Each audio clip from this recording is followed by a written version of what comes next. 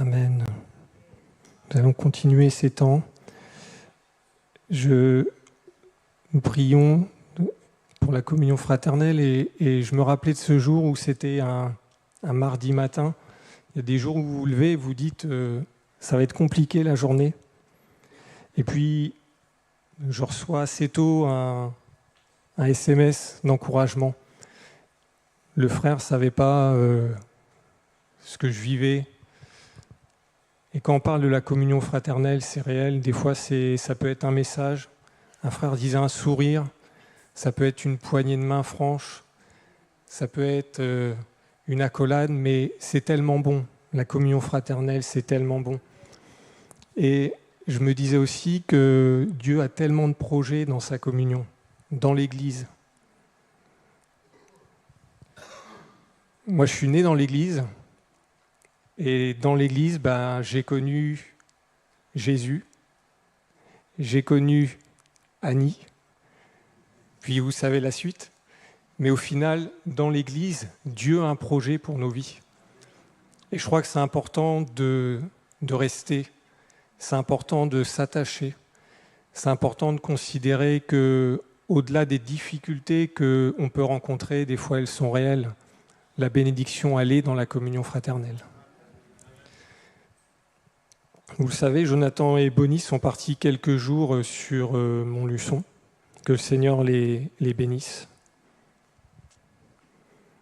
J'aimerais ce soir vous partager quelques pensées sur ce Dieu, sur notre Dieu qui est un Dieu illimité et pourtant un Dieu qui fixe des limites. C'est surprenant, nous chantons Dieu de l'impossible. Tu peux tout accomplir. Et pourtant, Dieu fixe des limites. Et il fixe les limites non parce qu'il ne nous aimerait pas, mais c'est parce qu'il nous aime qu'il fixe des limites. La limite, elle nous rappelle notre position, elle nous rappelle que toutes choses sont faites par ordre. La limite, elle rassure, la limite, elle protège.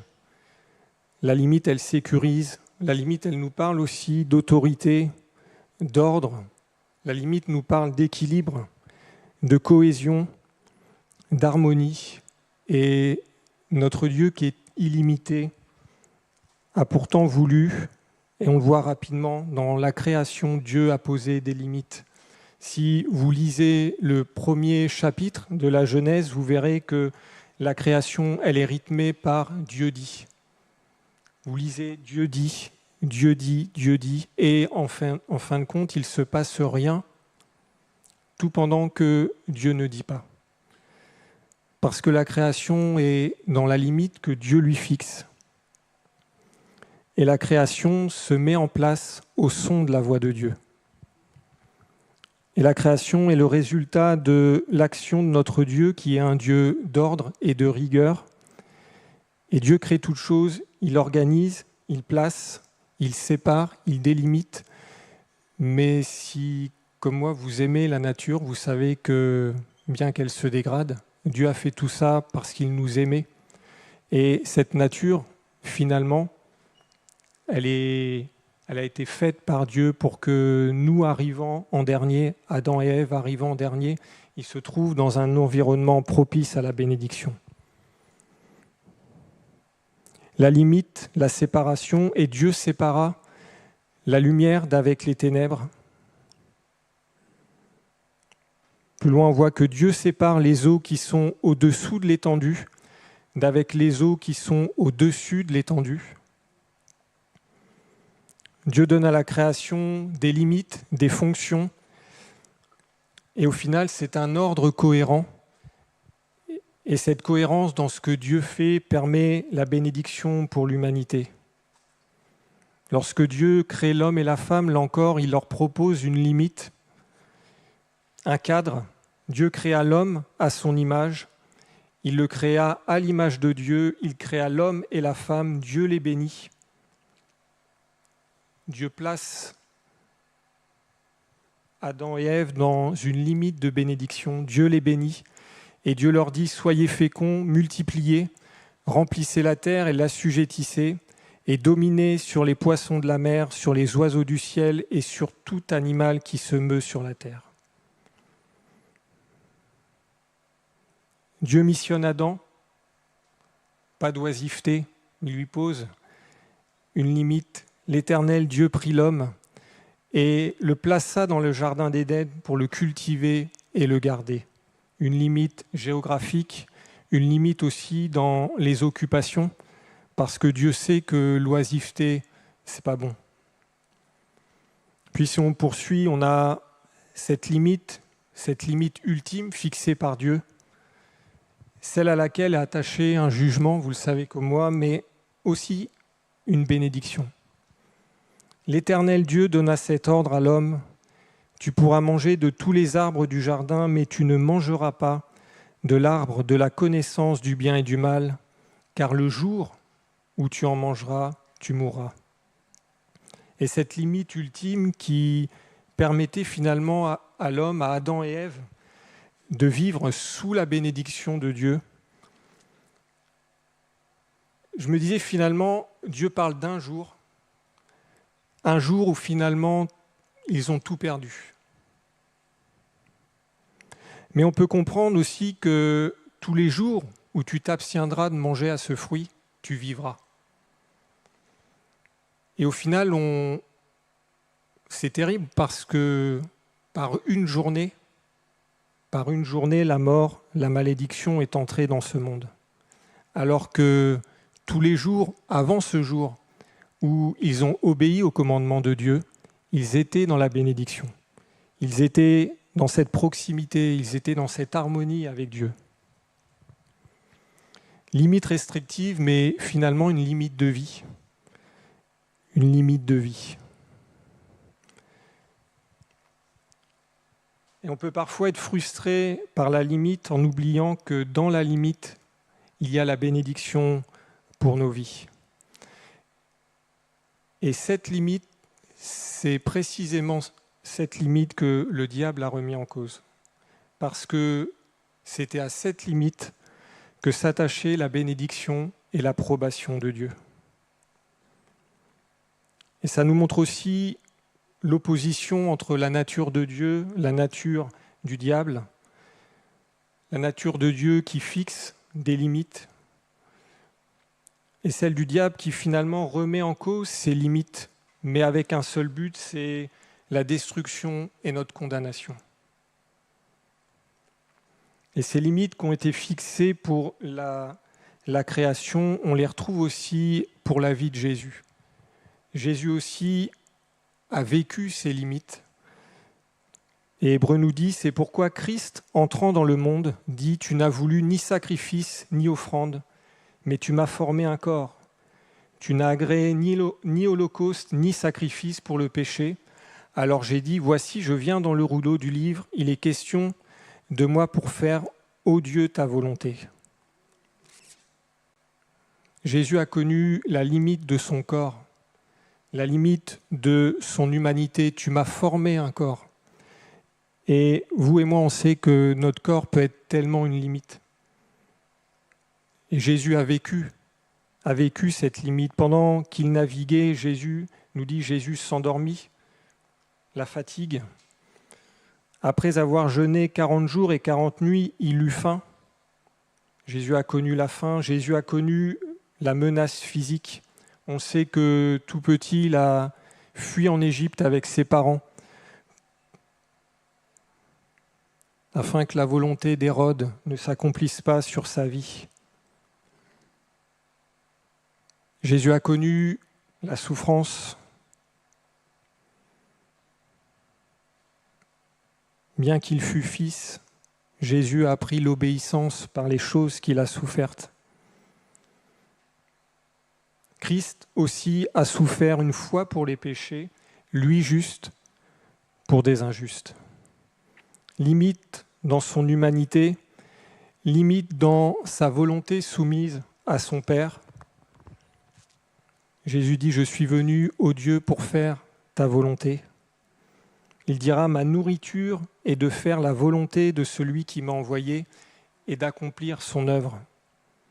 C'est fort parce que la nourriture, c'est quelque chose que on y vient tous les jours. Et finalement, on y revient tous les jours parce que c'est nécessaire. Et Jésus compare la volonté de son Père comme une nourriture. Ça veut dire que pour lui, faire la volonté de son Père, c'était nécessaire, c'était vital.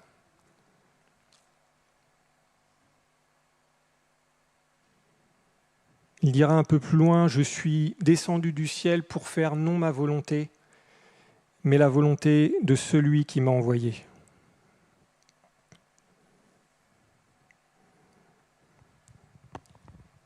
Lorsqu'il est au jardin de Gethsémanée, vous connaissez ce récit.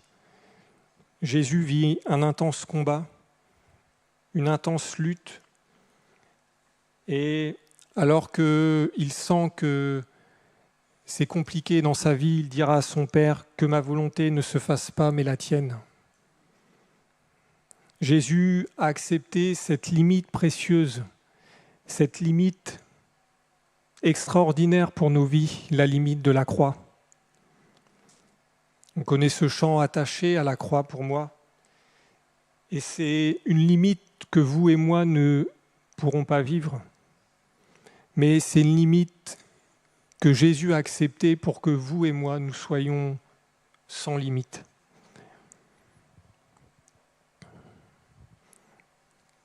Limité dans son action au niveau de ses mains, limité dans ses déplacements au niveau de ses pieds. Et il est beau de se rappeler qu'alors que Jésus a été limité, il a béni. Jésus, alors qu'il était limité, il a pensé au brigand qui était à son côté et il l'a sauvé. Alors que Jésus était limité, il a prié son Père. Et finalement, les limites que Jésus a acceptées sur cette croix, elles sont pour nous comme une opportunité de développer, une opportunité, j'allais dire, d'agrandir ce qui en nous est comme limité. Et on le sait, la première limite, vous et moi, à laquelle on a été confrontés, c'est la limite du péché. On a vécu ces temps où on a confessé que le péché était vainqueur dans nos vies. Et même en tant qu'enfant de Dieu, en tant qu'enfant de chrétien, on a reconnu qu'on avait besoin de Jésus. Parce que notre présence dans l'Église n'était pas suffisante. Il nous fallait rencontrer Jésus. Et si aujourd'hui nous vivons la liberté des enfants de Dieu, cette liberté si précieuse, mes frères et sœurs, c'est grâce à Jésus. C'est parce que Jésus s'est laissé conditionner, s'est laissé amoindrir dans ses limites. La Bible dit, si le Fils nous a franchis, nous sommes réellement libres. Si le Fils nous a franchis, nous sommes réellement libres. La liberté, alors que nous étions sans force, Jésus nous a communiqué la force. Et c'est pour ça qu'il faut que nous soyons un peuple qui reste dans l'humilité face à ceux qui nous entourent. Ne soyons pas dans le jugement quand nous rencontrons des hommes, des femmes qui sont dominés par une addiction. Parce que la réalité, c'est que seul Jésus rend libre. Cette joie possible grâce à Jésus, cette paix possible grâce à Jésus, cette assurance possible grâce à Jésus. Et c'est parce que Jésus a accepté les limitations que moi ce soir je peux étendre mes limites. C'est parce que Jésus a accepté les limitations que je peux vivre une vie surnaturelle. On pourrait dire une vie hors des limites humaines. Et nous voulons grandir dans cette vie qui nous est proposée par Jésus. Nous voulons grandir dans cette qualité de vie que Jésus veut développer en nous. Nous voulons aimer Jésus encore plus. Je ne sais pas si ça vous est déjà arrivé d'appeler votre mari ou votre femme Jésus. Mais je crois que Jésus veut cette proximité avec nous. Jésus veut vraiment cette proximité avec nous.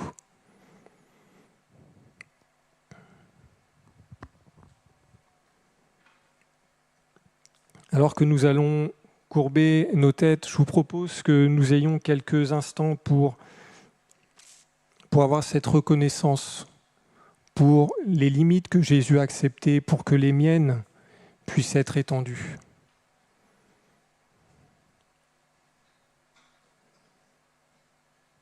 Seigneur, on veut te dire merci. Merci pour ta parole. Merci pour ces quelques mots, pour ces simples mots. Mais ce soir, on veut ensemble, l'Église, se rappeler de ce que tu as accompli pour nos vies à la croix. Seigneur, on veut te dire merci parce que cette œuvre de vie n'a pas été vaine dans nos vies. Et cette œuvre de vie ne sera pas vaine auprès de celui ou celle qui s'approche de toi. Seigneur, on veut être un peuple qui ne connaît pas simplement Jésus sur la croix comme une vérité intellectuelle, mais nous voulons être un peuple qui se rappelle, qui se souvient que Jésus a donné sa vie, que Jésus a payé le prix, que Jésus a porté le prix de nos péchés. Et ce soir, si nous vivons dans cette paix, si nous vivons dans cette qualité de vie, nous te le devons. Ce soir, si nous vivons dans cette certitude des enfants de Dieu, des rachetés, c'est parce que tu as donné ta vie, Jésus. Et ce soir, on veut bénir ton nom, on veut te dire merci, on va avoir ce cœur reconnaissant. Seigneur, merci Jésus, merci.